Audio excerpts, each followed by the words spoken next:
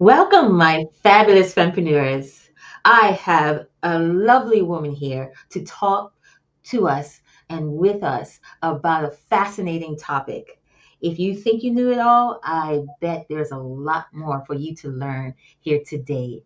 We are creating a safe place to talk about sex and sexuality, and I just want to welcome my guest today, Aubrey Moore. Welcome, welcome, Aubrey. Welcome, welcome, Aubrey. Thank you. Thank you so much, my love. It's so nice to be here.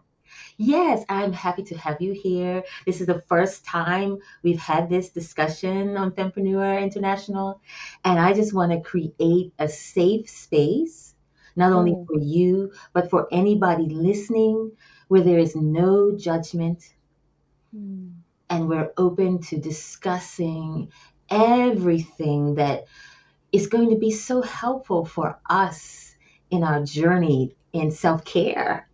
yeah. Yeah. And I appreciate that. I want to just make the listener aware, if you do feel judgment on anything that you hear today, take a moment to just be aware of where you do feel tension or any kind of resistance to this Mm, topic, so that mhm. yeah, so that you can open up your field and your energy levels to the next level. Beautiful. Beautifully said. Yes. So I'd like to start at the beginning. Tell us how you got started and what is your official title? Yeah. Yeah. Okay. Well, my official title is a sex and intimacy coach. Okay. And in order to claim that title, sometimes I also claim a certified clinical sexologist. They were accrued in the same certificate program. So in order to claim those titles, I had to go through a sex coaching certification program that was about a year and a half long. And over the last 3 years, I've gone to tons of different consent workshops. I loved how you just opened up our session together with like the safe space and inviting the listeners into our safe space, because that's a really big piece of exploring sexuality for many of us. It's We can't really surrender to exploration and self-acceptance and self-love if we don't feel safe. Mm. So that's my title. And the first question was, how did I get started, Did you right? start? Yes. So how did I get started in coaching? Yes. Um, In well, coaching sexuality specifically. Like yeah. Well, what it's kind of motivated you? interesting. Well, it's kind of interesting because I kind of feel like I have been a sex coach for a long time. I just didn't have the title. I was I was the friend in the friend group, in my various friend groups throughout different stages of life, that people would ask sex questions to, or when they had an exciting sexual experience, they would be like, Aubrey, oh my gosh, I have to tell you this. you know because I think I provide a safe, trusting, non-judgmental space Mm. for them to share their experiences and not feel like they're going to be judged, right? And I have a quick story for you. Like years and years ago, maybe like 8 or 9 years ago, way before I thought sex coaching I didn't even know it was a thing to do. Um, I was on, I was on a date with a woman, and we were back at my house, and we were going into some sexual activity, and then she opened up and said, I've never actually done this before. I'm a virgin. And I said, oh, well, that's exciting. And so I actually ended up teaching this woman how to masturbate, which was kind of interesting. And so I kind of feel like I've been a sex coach for a long time, and I just didn't know it. Okay. Yeah, yeah. I But understand. yeah, It's something that came naturally to you.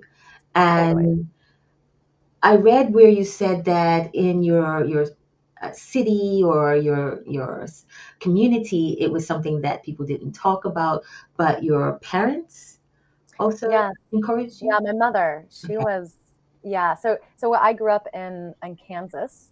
Um, yeah, and so Our sex education, just like many others in the country, was very um, nondescript and pretty lackluster.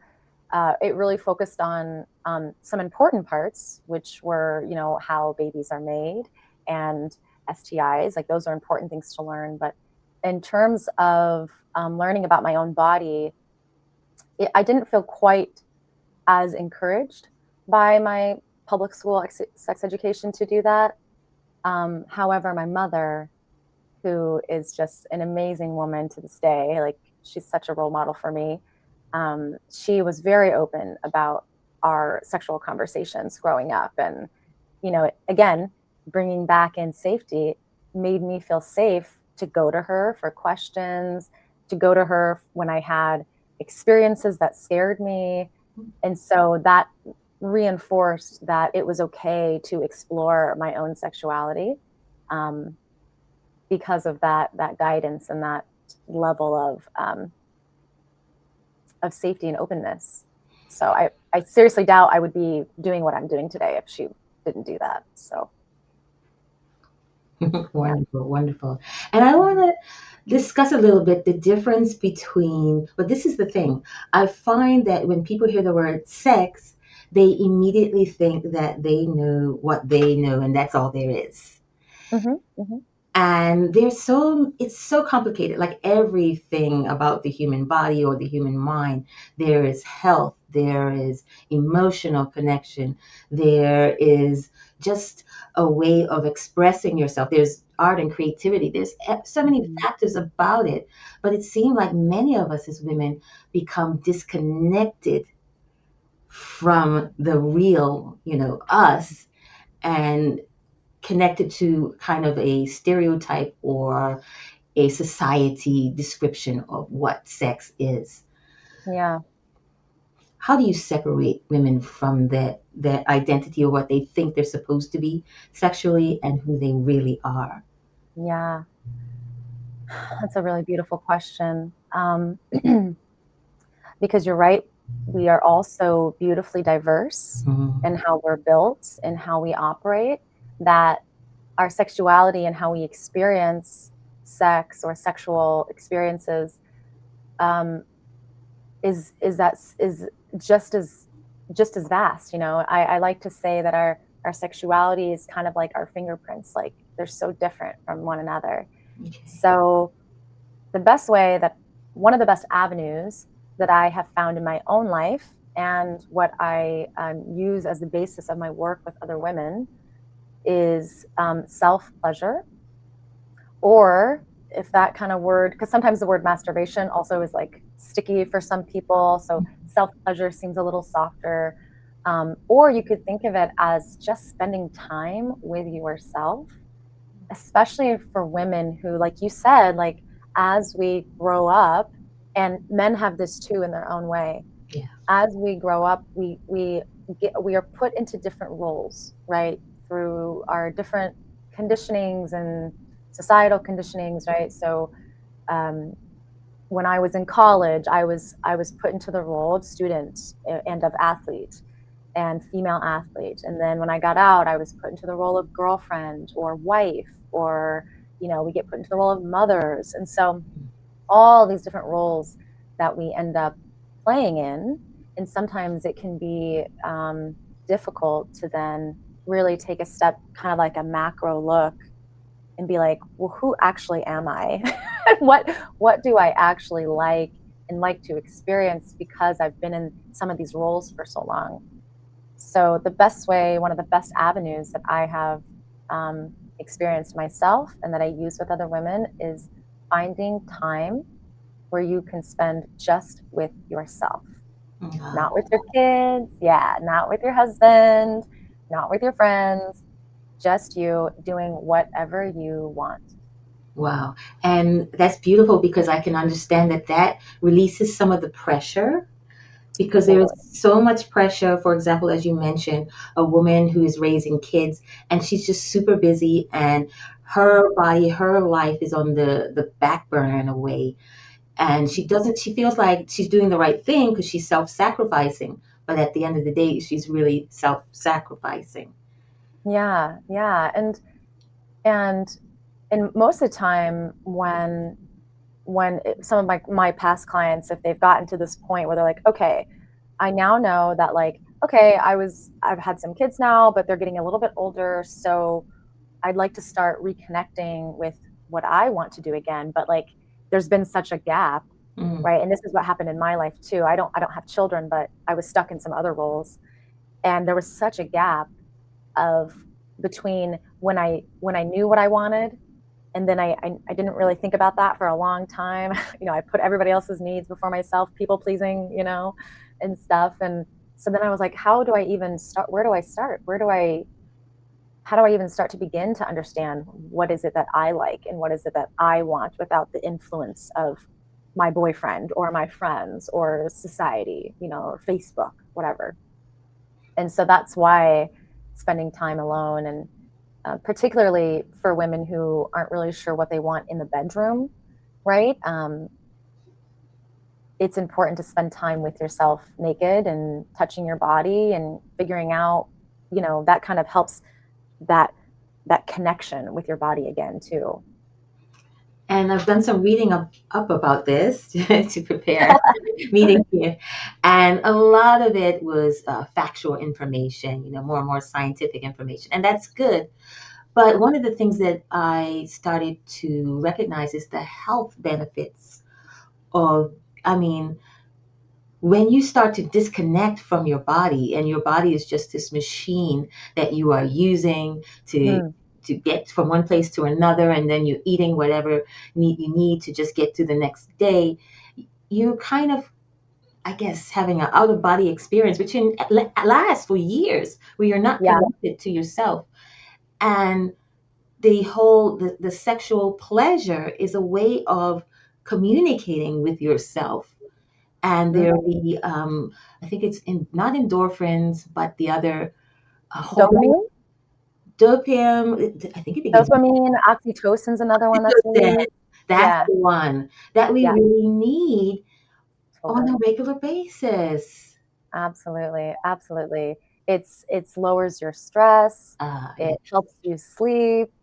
Um, it helps you with self acceptance. It's another way to care for yourself. And like you said, like, our bodies are vehicles for us in this life, right? Like, they don't last forever, and so the longer we stay disconnected, the longer you would stay disconnected from your body and kind of, I think you said, like, using it really. Um, I think the harder it can become to then reconnect with it when you need to the most, like when you're sick, when you get a sickness or something, or when you're really sore, or when you sprain something, like those are the times when we pay attention to our bodies, right? Because then it's not operating the way that we want it to. And Right. so, And that could yeah, be a time where it's like a little too late. You find that you're sick and you don't know what's happening. And what possibly the possibility could be that you've been disconnected from your body, from your emotions, from mm-hmm, pleasure for so long that it's just mm-hmm, built up inside you and come out in the wrong way, which is painful. right. Yeah, yeah. Mm. And outside of, you know, my title is sex and intimacy coach. So some people think like, oh, so she's going to teach me like sexual positions and like, stuff Right. like that.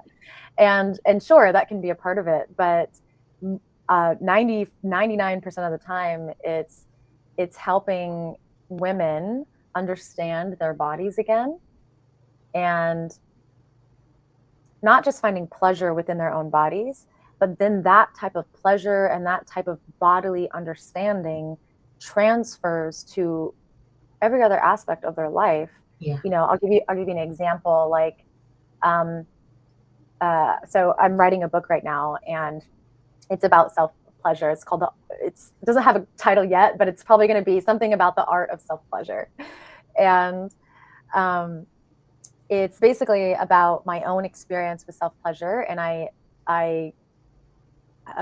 logged like a detailed account of 4 specific nights where I took myself on a date. I gave myself the same amount of time and energy and space that I would give another person if I went on a date with them, Wow. basically. But I did it for myself. And in the book, I write about everything that I used, and basically it's like a step by step. And I also talk about how those experiences not only gave me like a ton of sexual pleasure, but also how it affected me outside of life, or outside of the bedroom, excuse me. So, for example, if friends of mine are asking me to go to a bar or asking me to go to a concert or something, instead of automatically saying yes, which is what I used to do and sometimes still do, but my people pleasing patterns would come back up.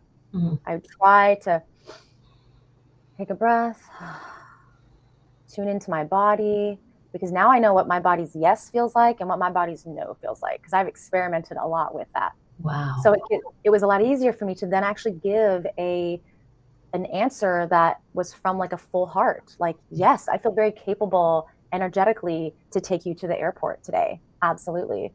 Or if I was like, actually, I'm really tired. I have a lot of work. Unfortunately, I can't go out with you guys tonight, but have a good time. So it helped me discern, like, make conscious choices. That's what I want to say. It helped me make some conscious choices. So Yeah. it can really affect your life outside of the bedroom. And I'm understanding you totally, like having that awareness and that connection to your body. You can actually hear what it's saying to you. Somebody asks you a question, and if you feel like the tension or pull back, you know that there's some resistance there. There's not something that you want to do. And Yeah, it's something to explore, right? It's all about noticing what's going on. I see how that can help you set boundaries. That can help you build your self confidence. And Mm-hmm. I think that's part of the thing that we haven't talked enough about with pleasure and sexuality is the self-confidence part inside and outside of the bedroom. Because Yeah. I can tell you, as the women over 50 or over 40, and then you start going into menopause, and your body Mm-hmm. is so different that Yeah, you completely don't different. recognize it anymore. And that can also cause a disconnect, like, this is not the body that I want. So I'm not even going to look at Right. and connect with it anymore. And Mm-hmm. that's not healthy. Yeah, yeah, it's neglecting a whole part of you, like people say like mind, body, spirit, right? And it's like, I think for a long time in my life, my mind was running the show. I like to call it living neck up, because it was just like everything was thought out, everything was planned, and there's nothing wrong with making plans. I find a lot of enjoyment in that. But yeah, a huge disconnect between like my body's wisdom, our bodies. If you really think about the intricate systems that our bodies go through that we aren't even really aware of, like breathing, digesting, like all these things are happening inside of us that are really intelligent systems. And so our body holds so much wisdom that is unfortunately uh, not celebrated or encouraged, maybe in our society, to explore. Okay. And then we have women who have been through trauma. And Mm-hmm. there's not only physical, but there's also emotional trauma, which we Yeah. might not have acknowledged. Someone said something to you that made you feel less Mm-hmm. than, and you judge yourself, and then you disconnected. Okay, I am Mm-hmm. not the beautiful, radiant, powerful woman that I thought I was. I am what this person said to me in childhood. And so Mm-hmm. when it comes time to really look at that inner being that you are, and love and appreciate and give it pleasure, you can't, because the the trauma is kind of stunted that Yeah. person. How can they open themselves up again and realize that this is something that they also need but have been neglecting? Yeah.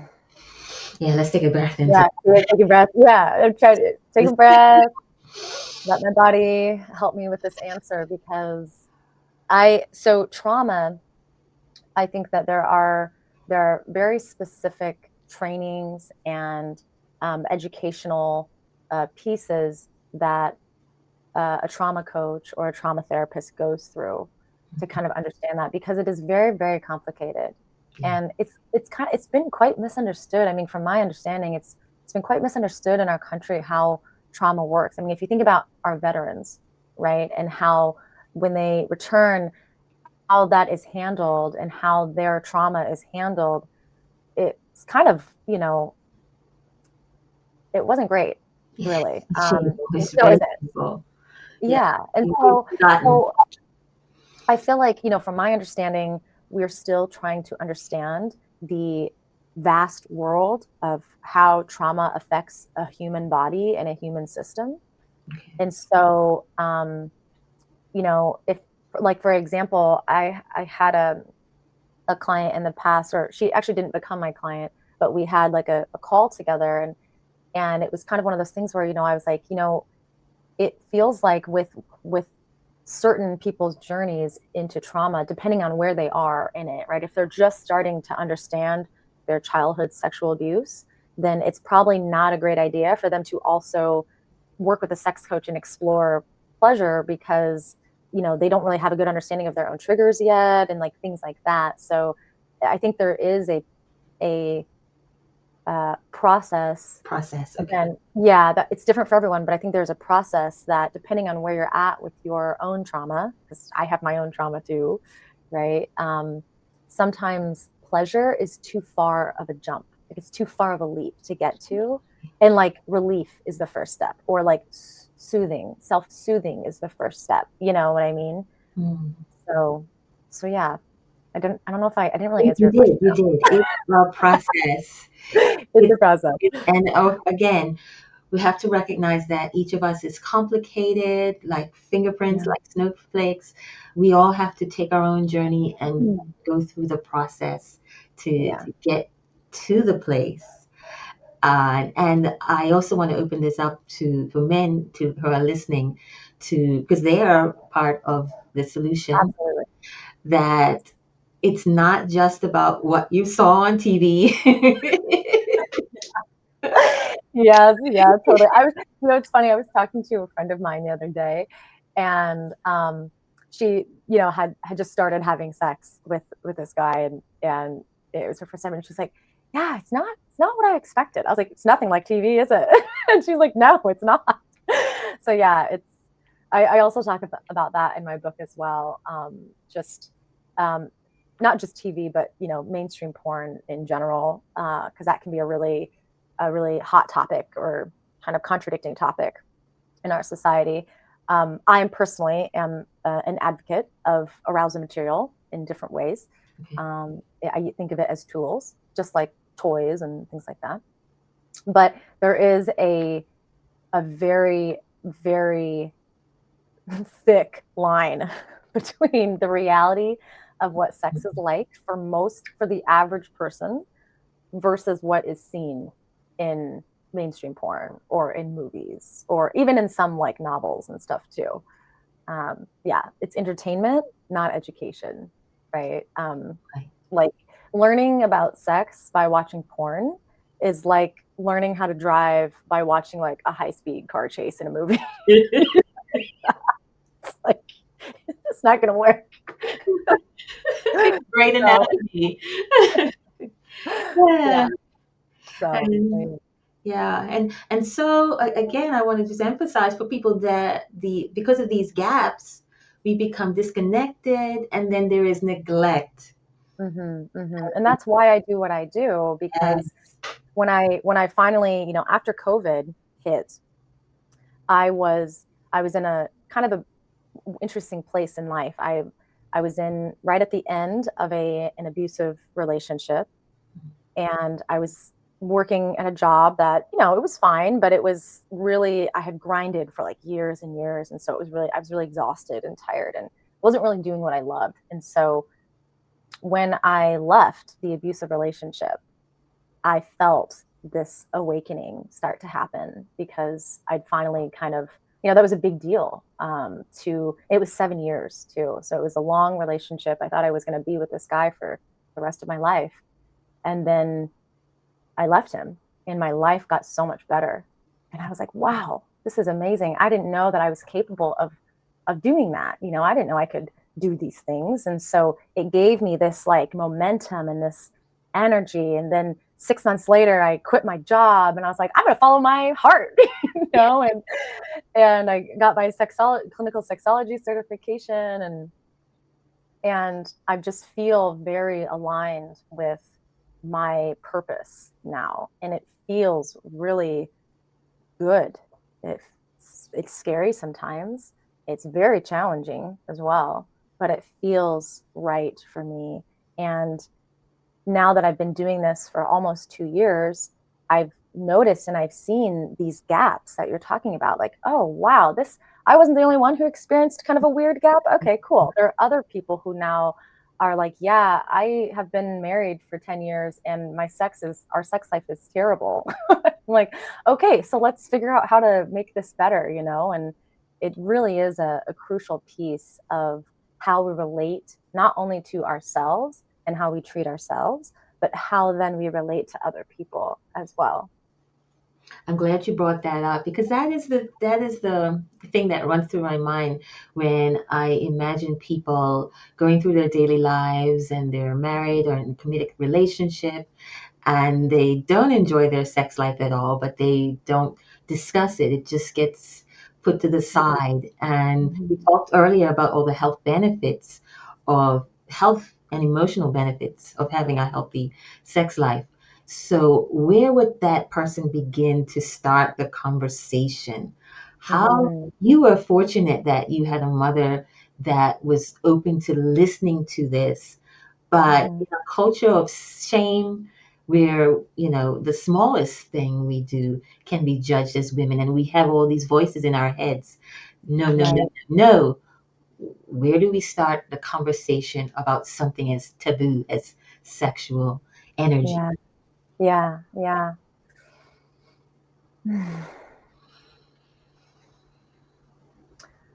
Well, if you are in a place where sex is never talked about Mm, ever in your relationship, then I would start with talking about what you like about your sexual experience with your partner, not while you're having it. Like maybe while you're cooking or like while you're doing something else, for not to blanket statement men, but typically when they're doing something with their hands or just in general, when we're doing something with our hands, it takes the pressure off of like having to have eye contact and like, like it can help us feel a Okay. little more relaxed, Okay. right. So if sex is never something that's ever talked about, I would begin with the positives, if there Mhm. are any, if you could find some, and share it with each other. Take 5 minutes or 10 minutes.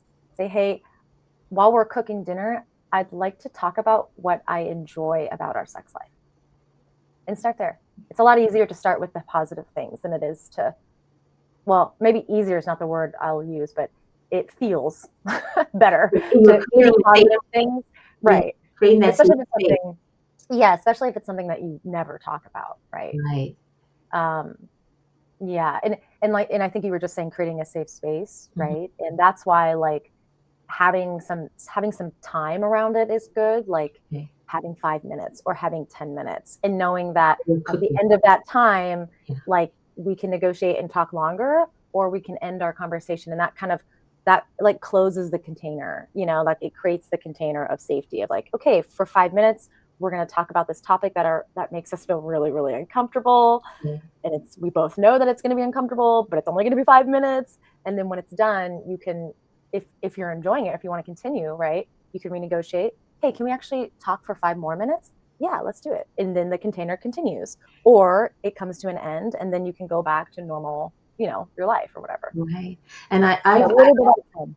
yeah, I've been learning myself different communication processes with about different topics with my family and things like that. And I understand that you never want to put somebody's back against the wall, and you say this thing, and then you expect them to react this way. And if they don't respect, if they don't react in the way that you are expecting them to, then there's judgment, and then you break the bond Mm-hmm. of the Mm-hmm. relationship rather than build it.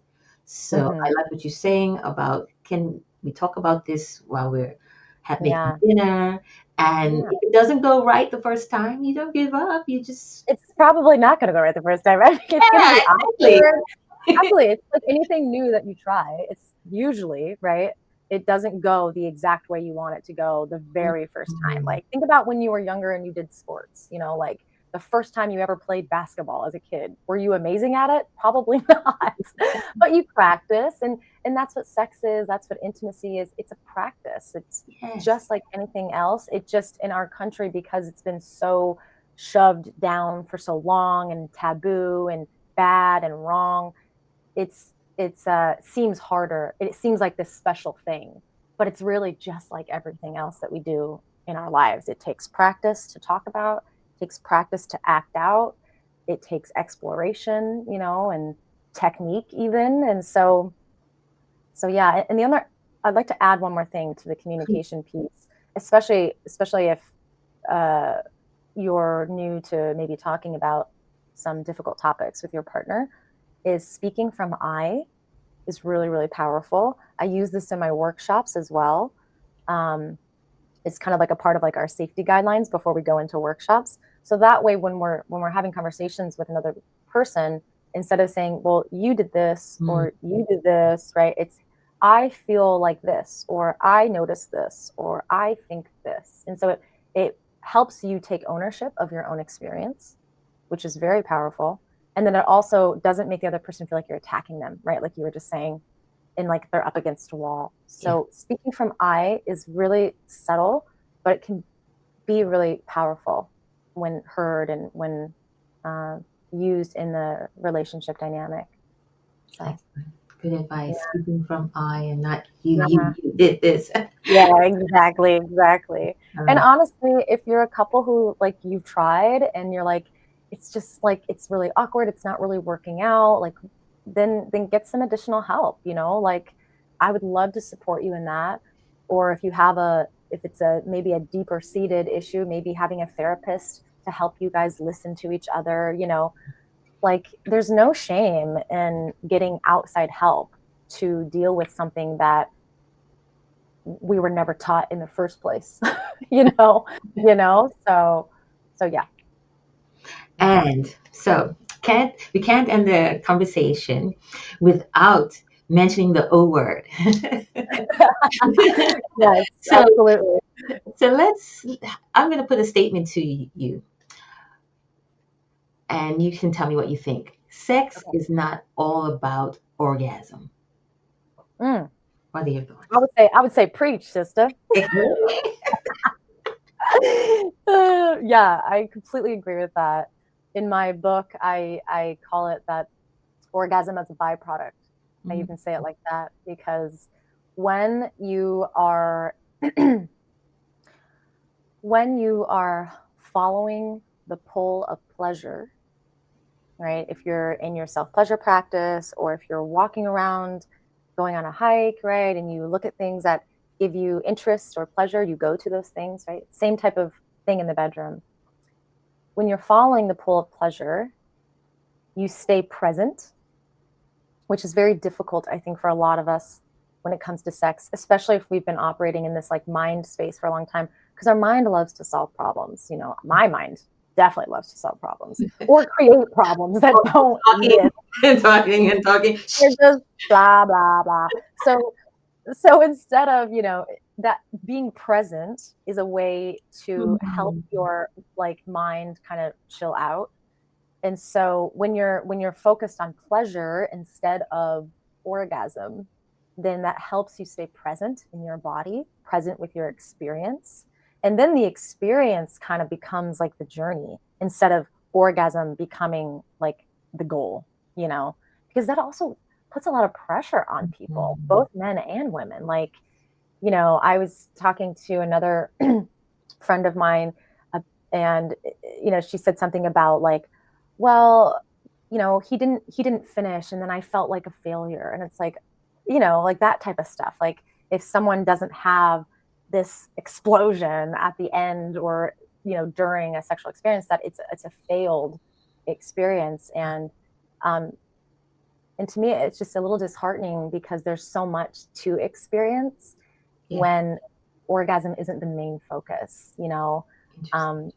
it can be a beautiful experience to just feel different sensations on your body and understanding what types of sensations give you pleasure, which maybe on Tuesday it'll be like feathers, like really soft touches. And then maybe on Sunday you're like, I don't want soft touches now, I want hard touches. And so it's like, and it changes, right? And so I think orgasm is a really powerful experience, especially for women who give it to themselves.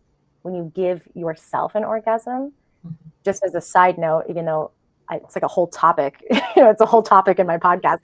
It really builds inner trust, right? With like, for example, when I got out of my emotionally abusive relationship 3 years ago, I my inner sense of trust, my intuition, a lot of that was pretty messed up Mhm. because, I was like, I thought I knew things, like how could I let myself be in this relationship for so long, blah blah blah, right? Our mind just Yeah. um, and so when I used a lot of different tools, but self pleasure was a tool that I used to help gain that inner trust back again and to build and strengthen the relationship with my own intuition. Yeah, because You I'm grounded making my yourself. right. I'm making myself orgasm because I know exactly what my body needs, right? It's like becoming the expert of your own body, building your intuition. Yeah, it's like, and it's really strengthened this bond. So orgasm is important. Don't get me wrong. Like, particularly if you're making yourself orgasm, it's a very powerful experience and it builds inner trust, helps you practice receiving. There's lots of benefits. However, or I'll say, and it's not the end all be all. It's, Wow. That's good information because that is the opposite of everything that yeah, we're being programmed to believe. yeah, totally. Mm. Hmm. So it's good Yeah, to know it's this journey of self exploration and self yeah, empowerment. yeah, it really is. And it takes it kind of helps you shift your belief when you think of it that way, like shift how you even operate in the bedroom. Like, instead of like, I've got to get there, and then you get like, you force it, and that never works. And in kind of being in this really tense place, it kind of helps you shift to experimentation and play, right? I feel like sex is like the adult way of like playing around. you know like, it's one of the ways that we get to play and have fun with each other. And so it really helps you shift kind of that mindset or belief to, I have to get to some place or else I failed, to, you know what, I'm just going to enjoy this journey. And if it takes me to orgasm, that's awesome. If it doesn't, it's still going to be really enjoyable and pleasurable for me. Like, Excellent, excellent. yeah, yeah, And yeah, just giving yourself permission to be however you yeah. want to be, if it's not the perfect thing that you had imagined, and you're not no longer listening to what you are supposed to be doing on TV, and Right. you have this journey with foreplay because um, there's so many different types. The cooking in the kitchen, Mm-hmm, mm-hmm. meal And yeah, it's so important. I call it core play sometimes foreplay, yeah. because it's so core. It's like the most important pieces, in my opinion, when it comes to, like, we'll use the example of a relationship, a heterosexual relationship. You know, in TV and in porn and in entertainment, all you see is like them like talking in a restaurant, and then like boom, their clothes are off and they're like ripping each other apart. Like that, like they skipped a lot of steps in between there. Yeah. And so it's this core play idea for me, and this is also how I describe it in my upcoming book, is like, it's some of the most important pieces necessary to um, experience those mind-blowing orgasms that people talk about, or experience a deep intimate Connect. connection with your partner, right? Like you don't, unfortunately, like, these existential, like, spiritual orgasms don't happen in 10 minutes. That's just Yeah. not really realistic. And so um I was telling this example to one of my clients the other day, that sometimes my version of core play with me and my partner, it's different every time, but it takes quite a bit of time. Mm. Sometimes we just go sit in the bed with our clothes on and we just talk for a while, and or we give each other some massages for a little bit. And then 45 minutes, an hour goes by, and then it's like, oh, we're finally like settling into each other's company. Like the day has finally melted away, and all that stress from that crazy work meeting, that we had earlier, that's finally starting to go away. Like giving it time to for your sexual energy to gestate is Okay. how I'll say that. The crock pot, Yeah, slow boil. But yeah, yeah, yeah. yeah. But it's extremely important, especially for women, because it takes a little bit more time for us to be warmed up. I So love what you're saying. It's about connection, communication, grounding yourself first, and hmm giving yourself time to yes, play with the idea of being in another person's presence and connecting with them and just experience the amazing health benefits that go along with that. absolutely, Yeah. absolutely. Yeah, yeah, So I want to thank you so much for joining us, yeah. Aubrey. Absolutely. It was my pleasure. I love talking about this. So thank you so much for having me and allowing me to share what I think is this really vital um, information with your audience. So Thank you. thank you.